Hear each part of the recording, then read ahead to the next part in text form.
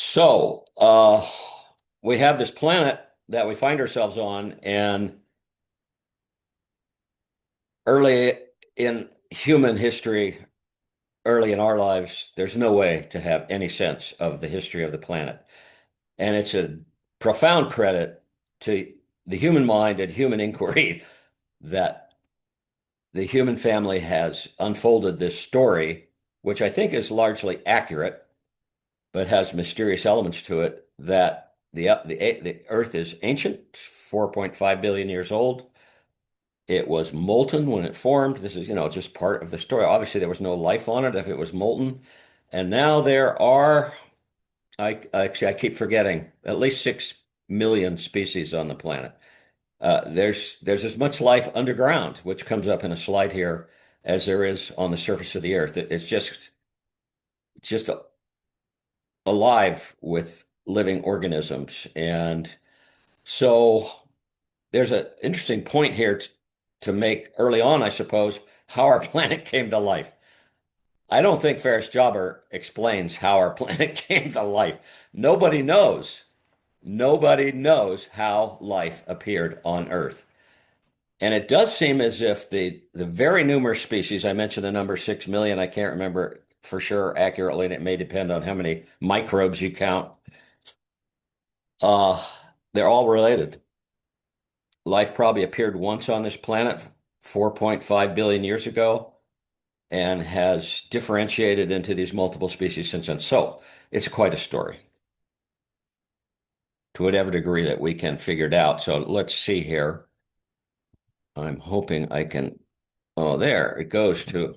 So this is the second slide. I had a little trouble getting to it. I think I showed this slide last week, and I'm going to pull up.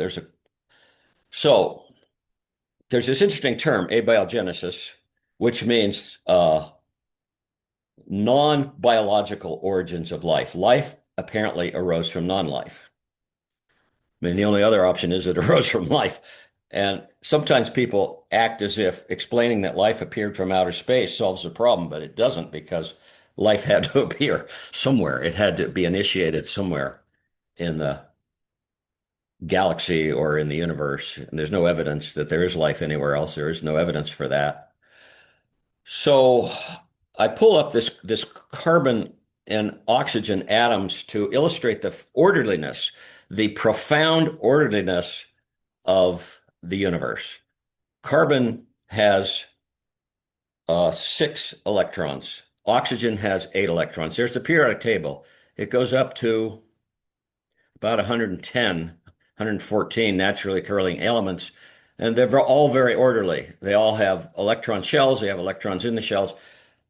Those black circles around the carbon and oxygen hold a certain number of electrons. The first shell holds two electrons. Those are the rules. You can't break those rules. Who made the rules? I'm not inferring a higher power. I'm just saying there are inalienable rules to the order of the universe. So carbon and oxygen both have two full inner shells, 2 electrons. The second shell holds 8 electrons. Well, carbon only has 4 electrons in its second shell, but the second shell always holds 8. So you could say carbon wants more electrons. It'd probably be more accurate to say there's an electric proclivity to acquire more, to join with other atoms to fill the electron shell. So oxygen has six atoms, 6 electrons in the second shell. The second shell holds 8. It wants 2 more. So it's a natural evolutionary result of the order of the universe for carbon dioxide to form. They'll share electrons and fill those outer shells. So it's as if it was built into the complexification of the universe was built into the original structure of the atoms. And so you have this nice quote by the biochemist Christian de Duve down at the bottom of the page. Life may be an obligatory manifestation of matter because of this profound orderliness in the universe. So how did life arise? There have been older theories that it just arose by Spontaneous generation. It just in the same way, perhaps, that carbon and oxygen joined together, life arose from non-life, called abiogenesis or spontaneous generation. And this was actually a theory some years ago in the 1300s. In the 1400s, there was a man, a scientist, a chemist, who proposed this theory that if you filled a jar with wheat and put a dirty rag on top of it, within 10 days, mice would appear spontaneously. They would just naturally, spontaneously appear. And so it seemed as if life was appearing from non-life. But of course, those were just mice showing up. But it shows the struggles humans have had to have any understanding of the dynamics of our planet. So that's spontaneous generation. This is a little complex, but it's an interesting graphic of where these 10 million species are found. So I have a little circle, few circles I pulled up here. So there at the top, 86% of the biomass, not necessarily species, but biomass is terrestrial. So 75% of the planet is marine, ocean, but 85% of the life on the planet is on land. And there I circled up at the right, marine, 1%. 1% of the biomass of the planet is found in the marine environment. That is surprising. So deep subsurface means underground, and this is showing that 13% of the biomass on the planet is down under the earth. And that would be, I think I have down at the bottom here, that a lot of that would be bacteria and archaea. We haven't talked about archaea. Some of you know about that. It's a microorganism, um, has some similarities to bacteria, and we will talk about it. But this is so the point here is, where is the life on the planet? Most of it's on land. So this is, I think, just a charming cartoon. Uh, Man started out as a single-celled organism. Well, it's no joke. Homo sapiens did start out as a single-celled organism, but it would not have been Homo sapiens at the time. I think I've already said we have something like 100 million cells. Early in the evolutionary journey of life, they were only single cells. In various ways, they began to work together and became multicellular organisms. And that process has continued over the last 4 billion years, so that now we have complex multicellular life with millions of cells. But this is just a cartoon. So this was not in the book, and some of the next few slides, to say the least, were not in the book, but I thought it was worth reviewing the basics of biology on the planet. And so here, one of the basics is there are two main types of cells, and they're notably different. One is called prokaryotic cell. The other is called a eukaryotic cell. Prokaryote, the word means before the seed. That's what the word means. Pro, before the seed. Eukaryotic means the true seed. Our actual bodies are made up of eukaryotic cells. So we called our cells the true cells, and we named the other cells not quite true cells before the cell. So bacteria and archaea are related to bacteria. It's safe to say that. Uh, are microorganisms. A lot of them are single cells, and they're prokaryotic. So this is just some of the basics of how life. The first cells on the planet were prokaryotic cells. Eukaryotic cells evolved in part through symbiosis. All those cute little things inside that eukaryotic cell, some of those were prokaryotic cells that got incorporated into the larger cell and began to function in the larger cell. So this is just part of the journey of life that life's been on for 4 billion years, archaea and bacteria. Just pulled up those words. So that is a micrometer. A human hair is about 70 micrometers. So 1 micrometer, prokaryotic cell, pretty small. There are three main domains of life, and this is evolutionary biologists trying to trace out how life evolved over time. Probably the first organisms were this domain called archaea, which are can be in some ways compared to our bacteria. They're different chemically, they're different, but they're mostly single-celled organisms that are microscopic and in that sense bacteria-like. The eubacteria, the word eu means true. So eubacteria means these are the true bacteria. They are chemically different than archaea. They evolved a little later.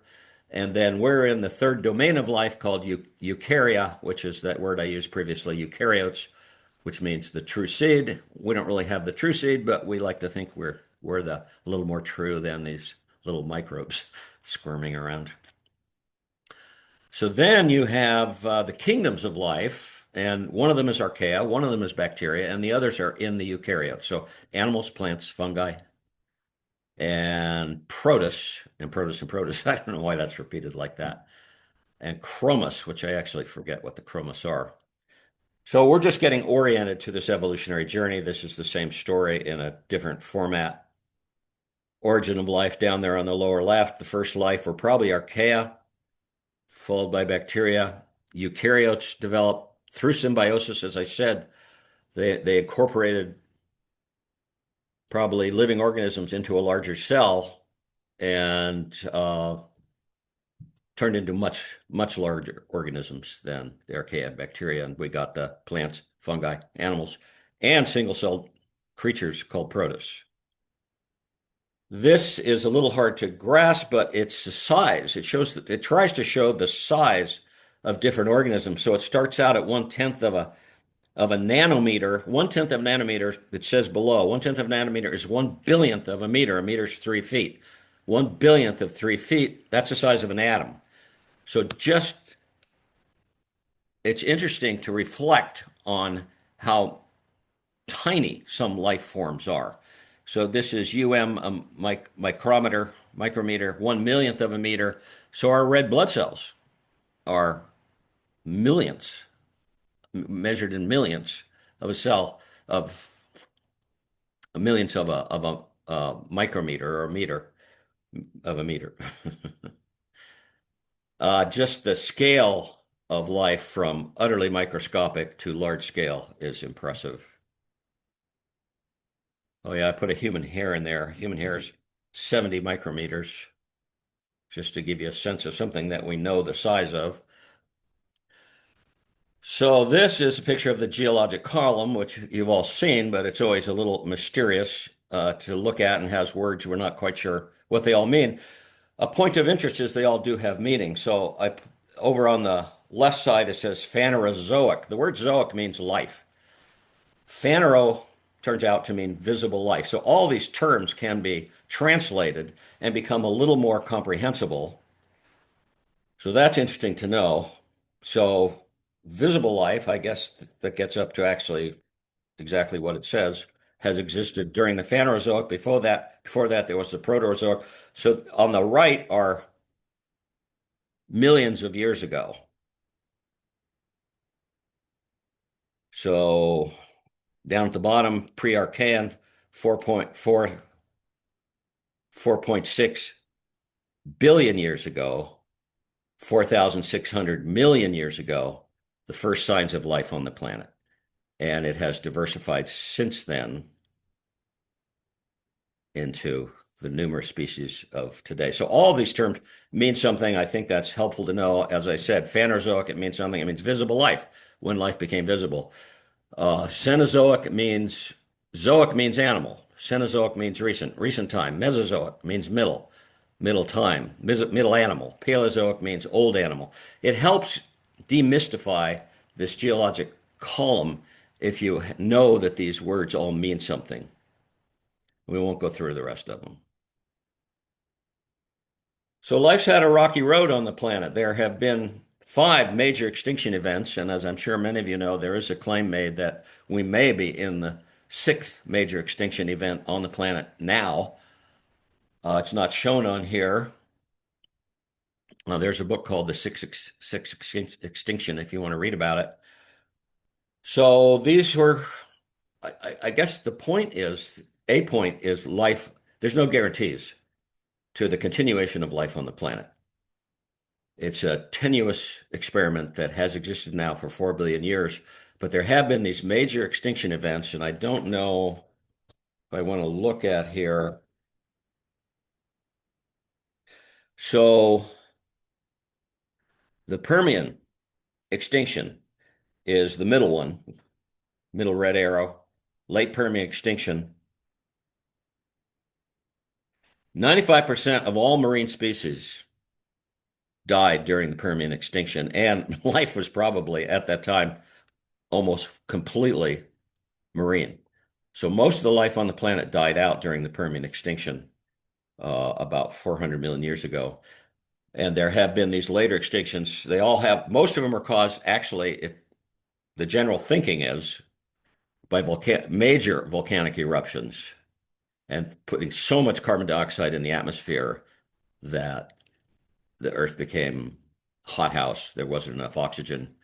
The late Cretaceous extinction was caused, it's widely agreed, by an asteroid strike 65 million years ago. That I'm sure you've heard of it, but that is thought to be what took out the dinosaurs because it destroyed most of the plant life on the planet. It threw so much smoke into the atmosphere that it shut down photosynthesis for a period of time. The plant kingdom fell back, and there was nothing for the animal kingdom to live on. So life is a tenuous phenomenon. So we move forward in time here to Ferris Jobber in his book talks about this mammoth steppe, and that existed during the Pleistocene Ice Age, I would say 15,000 years ago, 17 to 15,000 years ago. Uh, it's a shocking aspect of reality that there was this massive biomass of large mammals. I think I have a map coming up. Yeah, across the whole entire northern hemisphere 15,000 years ago that is now gone. And part of the point of when Ferris brings this up is that the animals were helping to create the plant life in the northern hemisphere at that time. For one thing, there was no, now it's a boreal forest. A lot of this land is now boreal forest in the northern hemisphere. But these huge animals weighed tons. These animals weighed tons and tons, and there were millions of them. Trampled the ground in such a way that they encouraged the growth of grass and discouraged the growth of trees, and we ended up with this huge grassland called the Mammoth Steppe.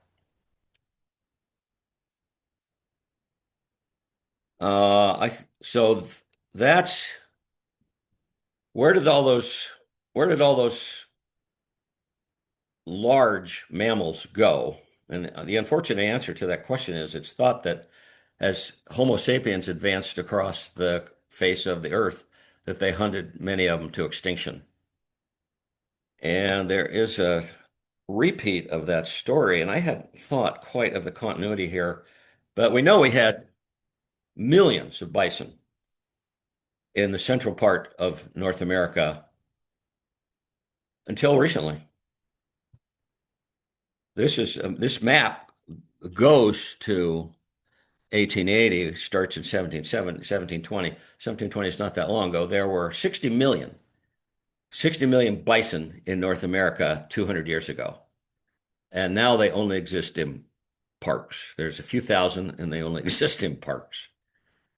But they were ecosystem architects. They helped to create and maintain these grasslands in the same way that the megafauna of the Pleistocene maintained the grasslands then. So we don't tend to think of animals as being ecosystem engineers, except, I suppose, when it comes to beaver, which I did put in here. But that's only because it's become popular in recent years to realize that beaver are engineering their own ecosystem. So these are bison skulls. This is what happened to the bison. They were hunted. There was a bounty on them. I think the bounty was if you turned in a tail, you got a certain amount of money. And the 60 million bison were slaughtered and are mostly gone, but not extinct. So this is not only a beaver dam, it's said to be the world's largest beaver dam, and it's an example of how an innocuous, rather innocuous rodent changes the face of the planet. So that beaver dam, which is, I didn't catch how old it is, but it could be 1,000 years old. It's not a new creation. And to get it to extend like that, that picture, I don't know if I have information here on this. It's a half a mile long, 17-acre lake. This is it's in northern Canada. I'm not quite sure which province. But before the fur trade, North America had likely had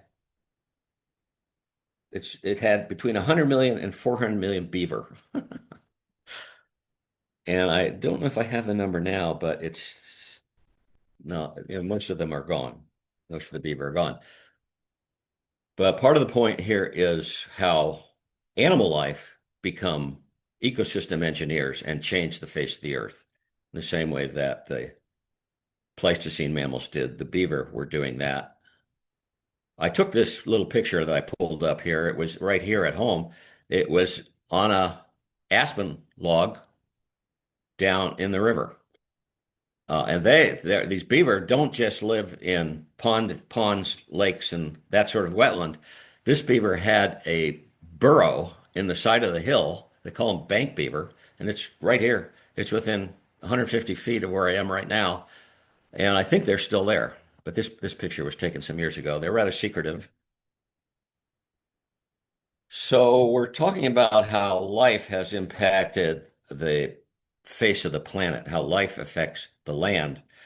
These are sockeye salmon migrating upstream, and I think the number of migrating salmon coming up the Columbia, just the Columbia River, used to be about 60 million salmon, and now it's down to 1 million. But these salmon, of course, they were born in the uplands, in upland rivers and streams. They migrated downstream as juveniles. They grew to a large size on the nutrients in the ocean, the ultimate repository for life's organic material. It all flows to the ocean.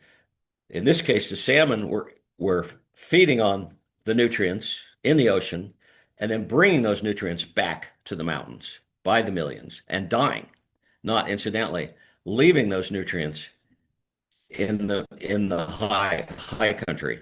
So it's a way in which life encourages the richness of the organic community to spread over the face of the planet. See if I have any. Yeah, so 16 million salmon used to come up the Columbia River and into the tributaries. I think it was something like 50,000 came into the Methow. Now it's more like 1,000. I'm not sure what it is. It could be found, but it's certainly greatly diminished. So this is life interacting with the biosphere to enrich the biosphere. So we tend to think of ourselves as the top of the life forms on the planet. But of course, our lives are completely dependent on other life forms. The oxygen in the atmosphere is all put there by plants. We wouldn't be able to take our next breath without photosynthesis, and the plants, we wouldn't have anything to eat. The ecosystem would be completely different if it weren't for the other animals. So in a way, the picture on the right is a much more honest picture of the dynamics of life on Earth. This was supposedly right. I put wrong on here. This is a garbage dump. I got this picture offline, but the point here is that for some reason, we don't have a very strong understanding of the cycles of the planet, that everything cycles, that we cycle the nutrients in our life, in our life cycles, and instead we have this one-way economy that is damaging the vitality of the planet. So the planet would not look so beautiful if it weren't for life. It wouldn't have this color that's created in part by the oxygen in the atmosphere. It's just a beautiful picture of the planet with the moon in the background. But there is no place like home. There is no other planet known that resembles Earth in the whole universe. So uh, it's good to treasure. Oh yes, this is a picture of Earth from space. I think this is the last slide. I know you can't see it, but I put an arrow in. There's a dot there. So this was taken by a satellite out in space, looking back at the Earth, and it's just an interesting perspective on the size of our planet from the larger perspective of space. It's a mote of dust, as Carl Sagan said, a mote of dust suspended in a sunbeam, referring to this picture, actually. He said that. So that is the whole program. And we can talk about things if anybody wants to. Thank you, Dana. I see Marina made a comment, although the photo of the dump that you had there represents another type of cycle, just not a more immediately supported one or immediately supported ecology. I mean, maybe we'll at some point figure out what to do with all of our trash. Um, there's another comment here that hopefully all of Oh, you can see in the chat section. This is from Barry. Of interest to me is that two animals, bison and beaver, have contributed enormously to the scenery of North America prior to colonization. Bison have been awarded premier focus and press, while the press of beaver contributions to the scenery is much less favored. The discrepancy of press is arbitrarily due to humans, not nature, and not to the scale of the geomorphological contribution of either. The press marginalizes beaver's contribution and aggrandizes bison. Both were driven by near extinction by humans. And he's saying, thank you, Dana, for setting the record straight. Um, he's commenting that he graduated from Ballard High School and their mascot is a beaver. Quite a smart creature, as we know. Yeah. And thank earlier, Karen shared that Wood Buffalo National Park is in Alberta, Canada. Um, where that large beaver dam is, I presume. yeah. Yeah. Yeah. If Well, thank anyone is interested, you're welcome to unmute and ask a question or share a comment with Dana. You should be able to unmute at the bottom left of your screen with the little microphone.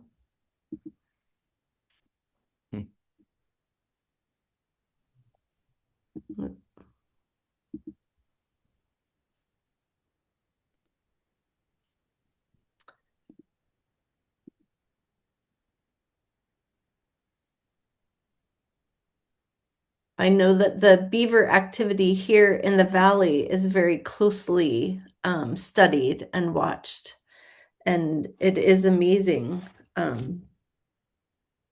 the changes in the landscape and the benefits that can come from that. Right. And that relates to this story that we've just been talking about. There was no beaver program. 30 years ago, there was no beaver program. It's something new in the valley. It may be 20 years old or 15 or 10, I'm not sure. But it's a, it's a concerted effort to reintroduce beaver, recognizing their value to the the whole ecosystem, the whole Methow ecosystem, and they have been reintroduced in many places successfully Mm-hmm. and are slowing down the flow of water out of the valley and creating these wetland ecosystems that are so rich, which is a point of encouragement that locally, we're waking up to the dynamics of ecology and trying to incorporate them into our ecosystem. No buffalo Yeah. yet. Yeah. I think, if I remember correctly, there were buffalo down in the Okanagan. I don't know. I haven't heard of any evidence of buffalo in the Methow Valley, but there were buffalo down in the Okanagan, and there have been some remains found near the confluence of the Methow with the Columbia. So they're Oh, wow. not so far away. Yeah.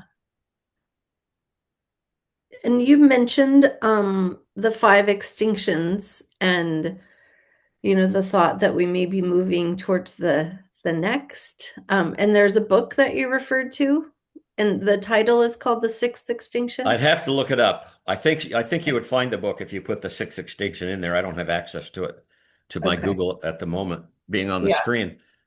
But yeah, the scientific community is well aware of both those five major extinctions. There were many minor extinctions, but also the damage being done by our species to the biosphere, to the living planet at this time. People are thinking about it and trying to figure out how we can change course. But one problem is the size of the human population. I mean, we started out as a single cell. I mean, all of us started out as a single cell, but I mean, the evolutionary journey of life and of all mammals started out as a single cell. And now, let's see, it's hard to keep track of the human population. It's something like 7.5 billion. It's the highest it's ever been on the planet. And we're high consumers. We have a heavy impact on the planet, and it's an issue. But all of these things are so evolutionarily understandable. For most of the evolutionary journey of life, the challenge was to reproduce and raise successful offspring and keep them alive. So now things have changed. The dynamics of evolution have changed. And it's there's not any other organism on the planet that is going to ponder the implications of the dynamics of evolution other than our species. We are a little unusual. And we do have, I mean, I think the astonishing thing and a powerfully positive point is we have the capacity to understand the dynamics of the planet, to understand ecology, and become stewards of the planet. There's no other organism that's going to do that. But it's not an easy road, obviously, right now. Things are a little chaotic. Yeah. We have a few comments in the chat.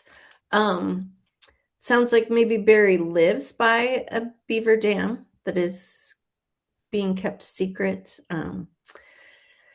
to not probably attract too much attention. But I bet there are a number of them around the valley that are very interesting to see when you come across one. There's more and more. Yeah. Uh,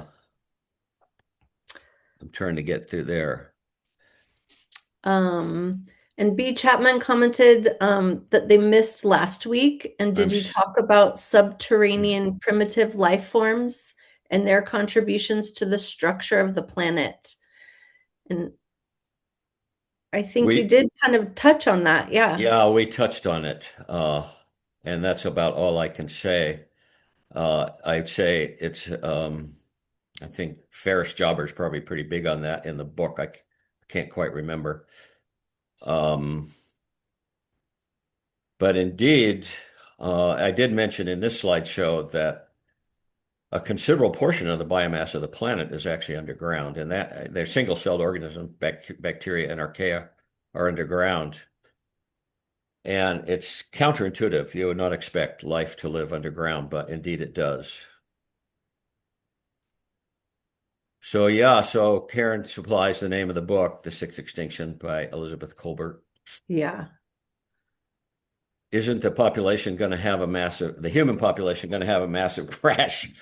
Uh, I lost that comment. Wait a minute. Uh, well, the answer to that question, it would be debated, My answer, of course, as an ecologically minded person, is yes. For one thing, it's completely the current population of 8 billion plus on the planet is completely supported by fossil fuels. I mean, because there's a famous statement by an ecologist that modern ecology is a means of turning petroleum into food. Our agricultural system is run by petroleum. That's the point. We Mm, would not be able to produce the amount of food we have on the planet without fossil fuels. Fossil fuels are finite and they are diminishing, although there's still a large supply. Surprisingly, they keep finding it partly because of fracking, but that actually means it's like it's a 50 to 100 year supply. So if we were to think long term, it's a vanishingly short supply of fossil fuels.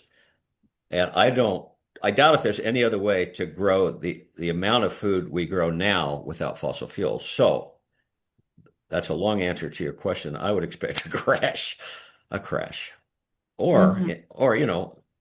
the other possibility is ecological enlightenment, learning how the dynamics of the planet actually work, which is possible. The word ecology is only 100 years old. It hasn't existed for that long. And Yeah. it's not that the word is so important, but the insight that there are dynamics on this planet that make life possible. This is not something people used to think about. There's a comment here from artists. With your knowledge of the history of the world, do you believe there was a tipping point in which humans stepped out of the natural functioning ecosystem, becoming more extractors of resources than contributors, switching to agrarian societies, the Industrial Revolution? It's a great, thoughtful question. And Yeah. I think there would be authors and books who would address that. It's been arguably a natural evolution with our ability to manipulate natural resources. Mhm. If other animals could do it, I'm sure they would. Stockpile food, increase food production, increase the size of their offspring. It's very biological, in my opinion, very Mhm. natural, but also the capacity for increasing ecological intelligence is also a natural function of the human mind to wake up to the ecological reality of how the earth actually functions. So I don't know if that addresses that question. Um, Yeah. apparently we haven't reached the tipping point in the sense that most people aren't starving to death. I don't know if that's a good way to put it, but so far we're able to support this population of 8 billion, but it's tenuous. It's tenuous. Mm. I mean, you have to have the fossil fuels and you have to have the climate. Climate has to cooperate. I mean, it has to be supportive of large scale food production. So if it gets too hot or too cold, which it has been both, we won't be able to grow the amount of food we have now. So all that would be part of ecological education, of ecological wisdom, which is Mhm. difficult to acquire, but I think we're on that road. I think it is possible for us. Yeah, artist made a thoughtful comment that she would like to think that there was a time when we functioned like the salmon, transferring nutrients from one place to another and benefiting multiple ecosystems just by being. Um, Yeah, fascinating insight. yeah. Steve is sharing that the book Sapiens by Yahweh Harari, I may be saying that wrong, addresses the question. So that sounds like an interesting book. Sapiens is the title. And Barry is commenting that there are more people starving in the world right now than have ever been starving at any other point of time in human history, which is, yeah, very overwhelming and sad to think given our ability to produce food. The human population is also still increasing fairly rapidly. But we are waking up to the challenge of ecological reality. So I'm not, I say that only to point out things are actually, they're not hopeless. They are hopeful. Yeah. But it's a journey of waking up. Which, yes, is always a good thing to be hopeful for sure. I had someone had their hand up a while ago, and I think I missed it. So maybe the question has been answered or passed. But if anyone does want to unmute, you are welcome to contribute a comment or question. And it was Matthew that looks like you had a question, Matthew. Yeah, just actually a couple of them, but as the topic shifts, but I did, just a comment on the idea of sort of ecological enlightenment. But then there's all these social structures that have to come into play to change behavior. And that seems like a whole nother layer of challenge, even as I do think people are waking up. I mean, talking about this now is not something people were talking about 30 years ago or so. So that's just one comment. And then there's that Kurt Vonnegut quote that takes me back to the Becoming Earth and the Gaia principle we were talking about a little bit last time. Mhm. But he says, and I was the a bit of mud that got to sit up and look around. Lucky mud, lucky me. Yeah. So I think that has some relevance. That's good. Thanks, Matthew. Yeah, I love that quote.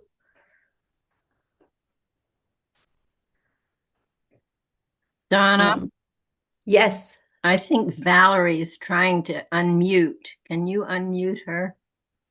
I might be able to. And Valerie, if you look at the bottom of your screen towards the left, there is a microphone that should have a red line across, and you should be able to click that. Um, I am not sure. Let me see. Unmute. Okay. There you go. There you Yeah. go. You did it. Hi, Valerie.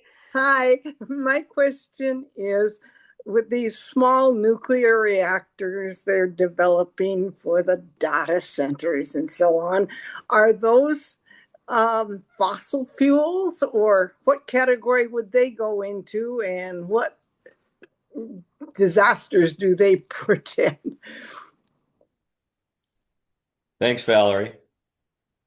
Well, there may be people on this conversation who know more about that than I, but I think we all know, well, nuclear energy is not fossil fuels. I don't know if you asked that question. It's Yeah. not fossil fuels.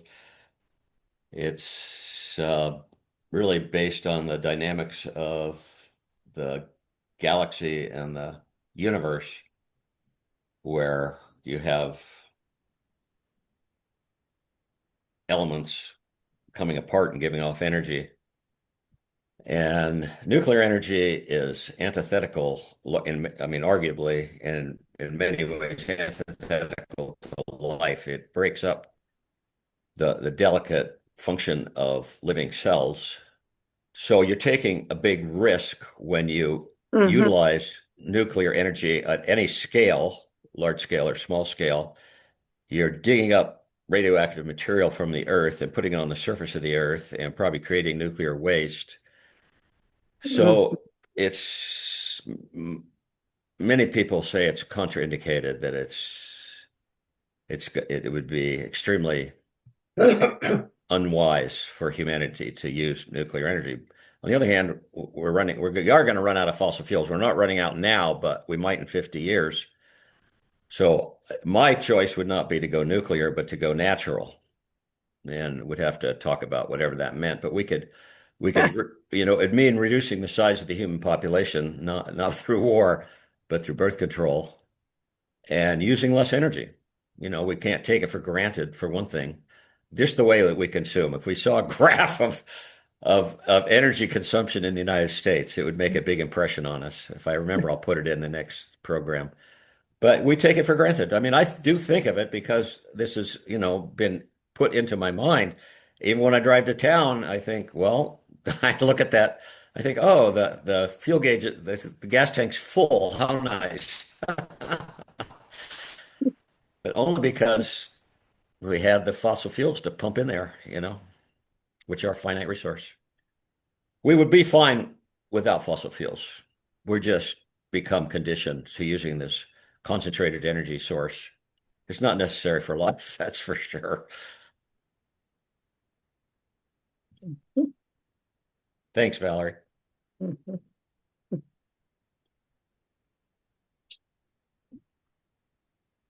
Anybody else? You're all welcome to unmute.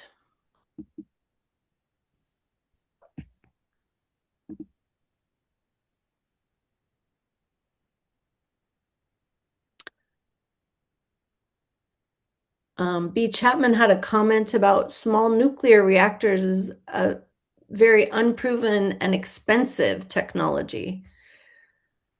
We haven't yet figured out how to deal with the radioactive waste. There we go. Right. Yeah, I mean that's a big story, and there's multiple perspectives on nuclear energy, but it's inherently dangerous. That's safe to say. But that could be said about fossil fuels too. You know, you know, it's a big conversation that's been ongoing for many years. Our what energy sources will work for us and not kill us. Yeah. Well, thank you so much, Dana. Thanks I to you all. Yeah, I really enjoy everyone jumping in at the end like this to share thoughts and questions. It's nice to have that interaction. So we'll welcome that in I the was future. wondering if I could just make a comment. Yes. Sure. Dana hasn't said anything about renewables, and I just recently read a book by Bill McKibben, Here Comes the Sun, Yeah. and he's advocating that solar and wind and batteries can save us if we do it in scale. So I just wanted to mention that. Yeah. Well, I don't mind mentioning that I'm on solar. I'm off grid. This is a solar arrangement. And when I got up there this morning, the electricity was shut off because it was cloudy yesterday. So I had to go out to the shed and turn the fossil fuel generator on. It doesn't take that much electricity, and I like this system, but it's not perfect. Right, and It's not perfect. that's why you need a battery backup to make Well, I up have batteries. the sun I have doesn't batteries. shine or the wind doesn't blow. Right. Yeah. In my experience, and I've been on solar for 20 years, you have to be somewhat accustomed to using being frugal in your energy use. You have to turn your lights Yeah. off. You can't have a lot of implements that are constantly using electricity, which is a good thing. We take the energy for granted because it comes in so freely. There is an electrical Exactly. bill. There's an electrical bill and a gasoline bill, but most of us in this community have the money for it, so we take it somewhat for granted. So I like the fact that being on a solar system makes you pay attention to how much energy you're using and how much you have available. Yeah, exactly. That's part of the piece is using less energy. That's very important. Right. Well, thank you. Thank you.